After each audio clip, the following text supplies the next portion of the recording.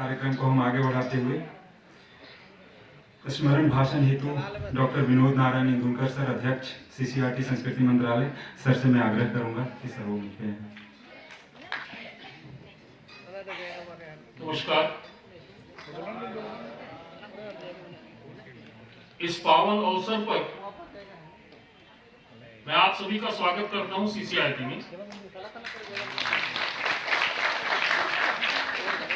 सबसे पहले तो मैं आपको धन्यवाद देना चाहूंगा कि आपने इतना सुंदर प्रोग्राम, इतना सुंदर कार्यक्रम सीसीआरटी में आयोजित किया। सीसीआरटी के सौभाग्य में समझता हूं यहाँ पर आज हम पंडित रघुनाथ मुर्मू जी, इन्होंने जो कार्य किया है,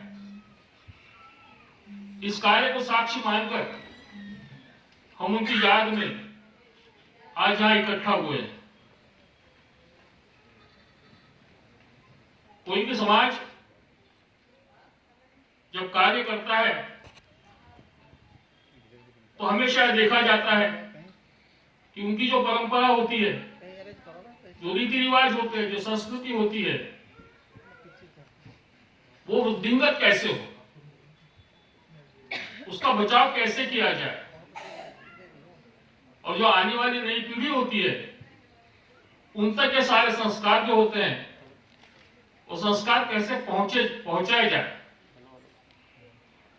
और मैं समझता हूं कि भाषा एक बहुत सशक्त माध्यम होता है।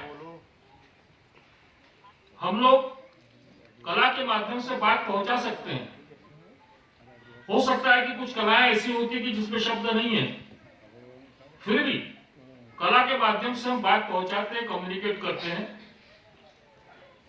लोगों तक जो बात कहनी है हम कह देते हैं, कर सकते हैं। लेकिन भाषा जो होती है, भाषा की अपनी परंपरा भी होती है। भाषा में जो शब्द होते हैं वो शब्द बड़े अर्थपूर्ण होते हैं। शब्द की अपनी शक्ति होती है, और यदि हमारी भाषा सारे जनमानस तक पहुंचना है, हम जो कार्य कर रहे हैं, हमारी जो संस्कृति है, जो भी आज तक हम करते आ रहे हैं समाज में, मैं संथाल समाज की बात कर रहा हूं, कई सालों से यहां पर एक परंपरा चलती आई है।